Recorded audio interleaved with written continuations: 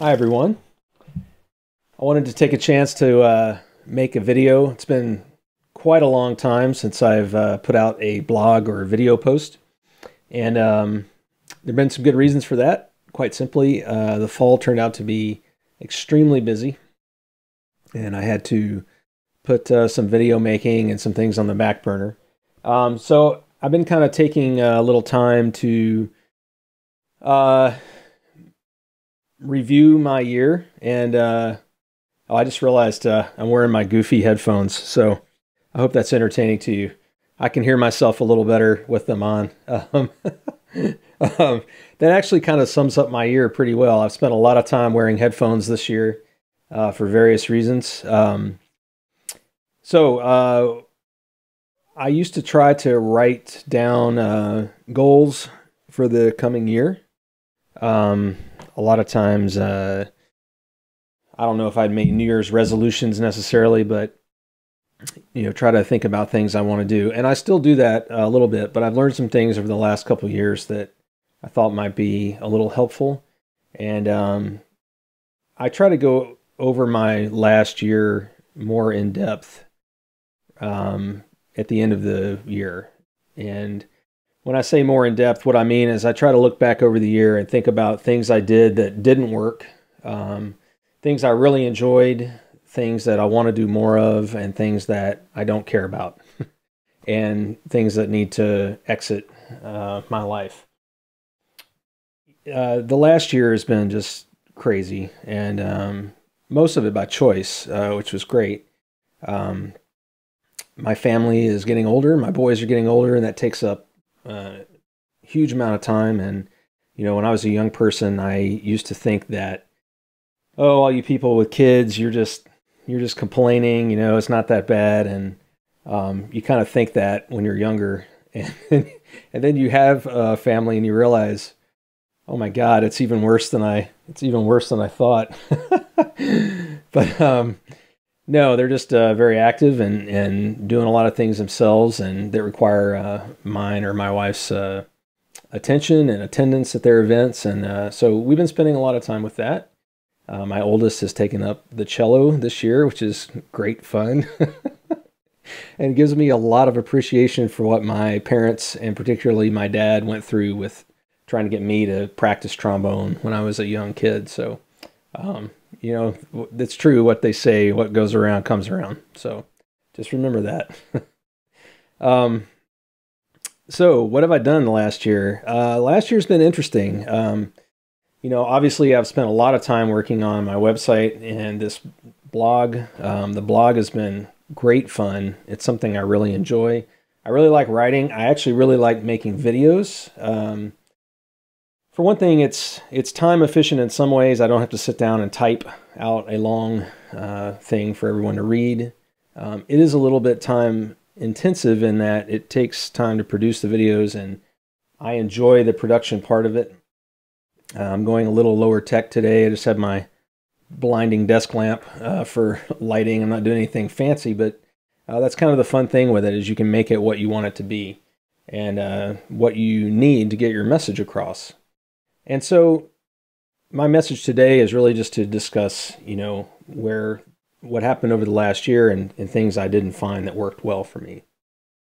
I did some solo performances this year, all of which were kind of out of the blue.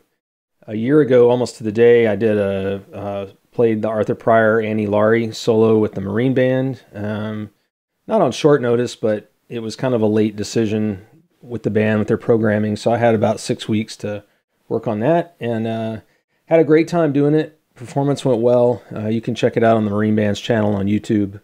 And then I got a call for a couple more solos this fall, playing Annie Laurie again, and also playing parts of a solo by an Australian composer and trombonist named Brendan Collins.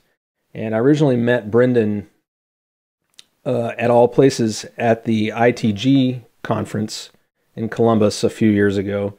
And being two trombone players in a room full of trumpet players, we kind of gravitated towards each other and started talking about things. And Brendan had been sending me some pieces. I recorded a jazz duet of his this year with him playing the other part on video, which was really fun. And we have another one we're going to do hopefully in the first couple months of 2017.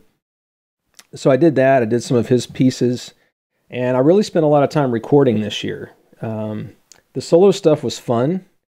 I wouldn't say it's something I feel is a great strength of mine, but it's very challenging. It's great fun to get up in front of an audience and perform. And so that was great. The recording this year has been eye-opening for me as a musician and as an artist. It's really enjoyable, and I like to do the recording part, the technical audio part myself. That's been a lot of fun. Learning a lot of software, learning a lot about microphones, mic placement, really the fundamentals of audio that make a good recording. And I've had some fantastic help from some colleagues in the Marine Band and our recording lab. Those guys have been so generous with their time and advice, and have really given me some things to think about and just enjoy in my year. So, forgot to turn off my notifications there. Pardon me. So one of the things I really had to think about this year, and I've blogged about this a little bit, is the kind of less is more approach to everything. I really believe that I do better when I don't overtask myself. And being the kind of person I am, I tend to take on things that pop up. And what I mean is I may plan to do some things during the year, and then other cool things pop up throughout the year that I really want to do. So in the end, I end up doing a little bit more than maybe I'd planned. So this year, I'm going to sort of undercommit myself from the get-go. I'm really going to commit to just some more recording this year. I've got 2 different solo trombone pieces, unaccompanied pieces I want to record, one of which was written for me when I was in college by a composer at the Curtis Institute named David Loeb. It's a great piece. I really enjoy playing it. So I'm going to record that. And another piece that I really enjoy, which will have to be a surprise. And I'll hope to do a trombone and piano piece, partially to help myself learn how to record trombone and piano in a good setting and make it sound great. But also just because there are some solos I really enjoy that I'd like to record. One of my biggest disappointments this year, but strangely one of my most fulfilling activities, was this Pathfinder course that I created online for my young students. And while it's been very useful for me, I learned a lot about my teaching and on the one hand, in producing video and an online course on the other. I was surprised at how little interest there was in it. So probably overestimated the need for something like that, but in the end I really learned a lot from doing it. Really enjoyed that a lot. Another thing I'm going to try in 2017 is not getting sidetracked with social media. Probably a lot of my friends are rolling their eyes and stuff at me, and that's fine. I think there's a feeling sometimes like you have to be everywhere all the time. And other than the videos I make on my blog, recordings that I release on SoundCloud, and my Facebook page, Virtual Trombonist page, I'm not going to spend a lot of time trying to tell you my every move on Twitter and get into Snapchat and all this other stuff. I just don't have time for it. Which leads me to the blog. I made a conscious effort over this last year to blog weekly. And I was able to do that for about 8 or 9 months, I think, which was fantastic. I learned a lot, and it was very motivating to me to do that. I will likely not do that much blogging this year. When I do, it will be something like a video or something that I hope is very useful. I'm not going to fill the time every week just so I can say I published a blog post. So you may see less of that, and that may be a good thing. So anyway, that was kind of where my year went. I also got to attend the International Trombone Festival in New York City back in June. It was great fun. My dad flew up from Texas. We had a great time hanging out in New York and seeing some old friends. I got to judge one of the ITA bass trombone competitions, which was really great. Fantastic young players, just amazing.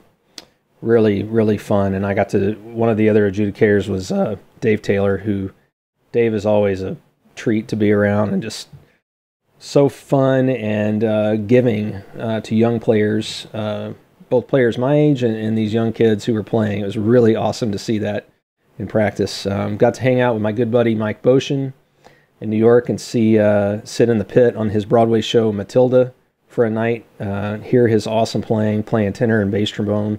That was really cool to see. A couple other random things along with the recording this year. I developed a bit of an interest in mastering audio, and I did an online mastering course, which I found was quite inexpensive to do, very eye-opening, I should say ear-opening. I never realized that ear training lent itself both to not only musical performance, but also to audio engineering. So I've been doing some ear training that helps me with that. Just really great course. It was by a British mastering engineer named Ian Shepherd, and it's called the Home Mastering Course. You can find it online. Very helpful, very interesting to me. So that's kind of it. Gonna keep playing. The Marine Band schedule only continues to get busier, so I've seen that impact my, my ability to do other things on the side. I have to obviously make that my priority all the time. I've got some great colleagues there. The guys I work with just make every day a joy to come to work and play with, so that's really fun. We've got some really fun stuff, the Marine Band, planned for this year. I was just listening to something before I turn on the video here. This is a recording studio down in Austin called Austin Signal, and they do this series called the Single Mic Series. And I got turned on to it because of the microphone they use is by a company called AEA, which is a brand of ribbon mics that I'm really infatuated with. And I happened to notice that one of the artists they'd done was Graham Wilkinson. And Graham is a Commerce boy, fantastic musician. This is a 10-inch, 45 RPM vinyl records, and it's got 6 different tunes on it of Graham's. Fantastic listen. I think they only do a few of these at a time, but if you're interested in vinyl and what it sounds like to record a great rock and blues band with one ribbon mic, it's pretty fascinating. It sounds awesome, and it's a great thing. Get on Austin Signal and check that out. Anyway, thanks a lot for watching. If you made it this far, I appreciate all your support and your interest in the site. I'd love to have any questions or comments. One thing I did want to also talk about today is I'm going to start doing some audio instructional videos on YouTube. Very basic stuff. I'm not an audio engineer. I'm simply learning from a musician's perspective how to record, what sounds good, and I'd like to pass on some of those things to trombone players, brass players, wind players that may be interested. So I'm going to start the year with a couple of videos just to get you started, both with GarageBand and with Logic Pro X. And I've started using Reaper lately, which I'm very excited about. It's a really cool piece of software, very affordable. It's only $60 for a license. And it does everything that Logic and Pro Tools and a lot of those much more expensive audio workstations do. So very cool piece of software. Anyway, if there's anything else you want me to cover in the comments, I'd love you to write me a note and let me know. You can always reach me, Chris at virtualtrombonist.com, Facebook page, and best way is comments below the video on YouTube. So thanks a lot for watching. Have a great 2017, and I look forward to spending more time with you in the coming year. Thanks a lot.